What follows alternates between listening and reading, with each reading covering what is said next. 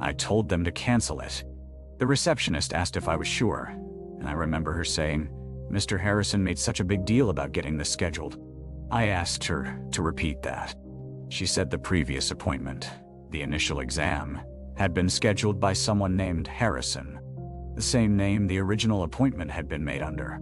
That's when I realized this wasn't just fraudulent activity. Someone was actively pretending to be me in a very specific way, not trying to empty my bank account or steal my identity for profit. They were using my name and address to establish a life, a routine, a pattern that made them seem real and integrated into the community. I called the police. The officer who took my report was helpful but not particularly concerned. He said it sounded like a case of identity theft and that I should continue monitoring my accounts.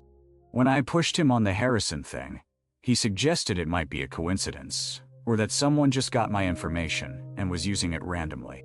But it wasn't random. That became clear when I started paying attention to what was actually being ordered and what appointments were being made. Everything was medical or fitness related. Everything was something a real person would need.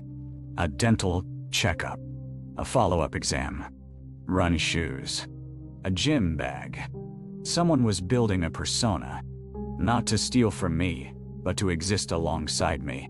I started checking my credit reports obsessively. No new credit cards, no loans taken out. The orders were being placed on my legitimate account with legitimate payment methods, which meant either my security was completely compromised or someone had physical access to my information.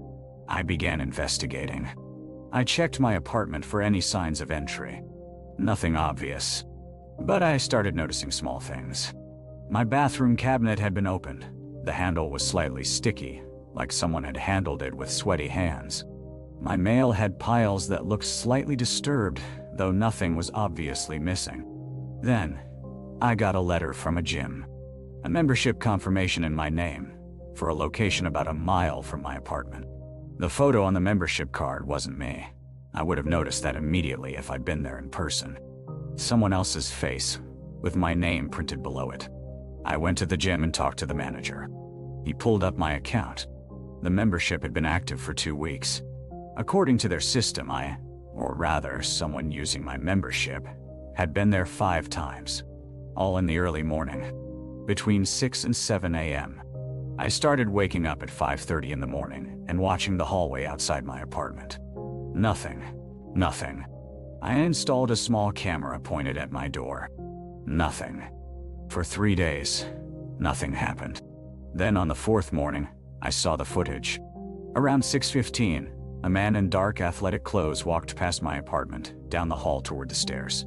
I couldn't see his face clearly. He kept his head down, but he was familiar in some way I couldn't place.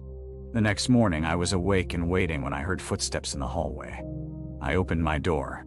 There was a man about my age, same general build, dark hair.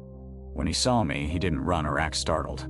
He just stopped and stared at me for a moment. Then he turned and walked quickly toward the stairwell. I didn't follow him.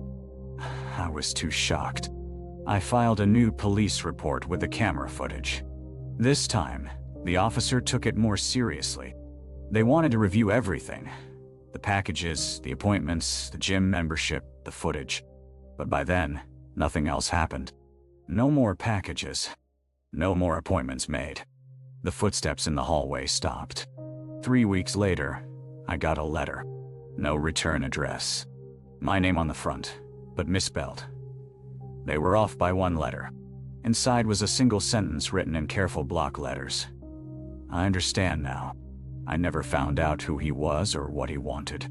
Whether he was trying to prove something to himself, or testing how close he could get to me, or building towards something, I'll never know. But I think about it often.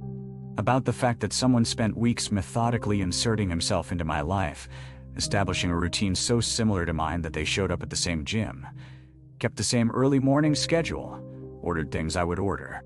They were studying me, becoming me, in some small way. And I never would have known any of it if a receptionist hadn't used someone else's name.